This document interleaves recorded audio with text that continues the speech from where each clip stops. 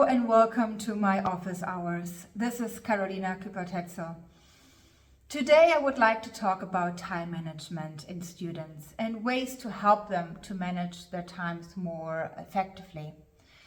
Last year, for my own students, I tried to implement different things to help them manage their time and to implement better study strategies. There are 3 different things I would like to talk about today. And I'm also going to share resources in the caption. So the first thing that I did, I introduced time management and study skills sessions. So those sessions happened on the Monday, on the first 3 Mondays of the semester. Those were 1-hour sessions, and for each of those sessions, I had prepared some guided activities for them. So the first activity was around deadlines and planning. So it was about putting all the deadlines that they have in that semester into their diaries. It was about finding time to revise material, to study material from the lectures, and about finding time to write. So my students, they have one bigger assessment, which is a report that they have to submit and write. And for that, I have explained to them how to make time in their diary for dedicated writing time. And so during those time management sessions, they were prompted to add those times into their diary and to discuss with each other their plans for each assessment. So they don't only have one assessment. During the semester, they have quite a few different ones. So it is about managing how they will tackle those different assessments, when they're going to make time to work on them, and so on. Each assessment also takes a different times to complete. So here as well, they were prompted to think about how long each assessment would approximately take them, and to take that into consideration when planning their time. I have prepared a document with all the different activities for those 3 sessions that students used, and I'm going to share that in the caption below. The second thing we have implemented across our school actually are progress trackers.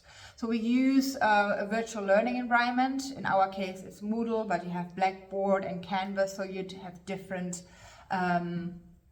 platforms that you may be using. But I think each of those have something similar where you can track specific tasks and add specific to-dos. So we call it the progress tracker, and it's a weekly tracker, and each week students are given a list of different items that they are expected to complete in that specific week.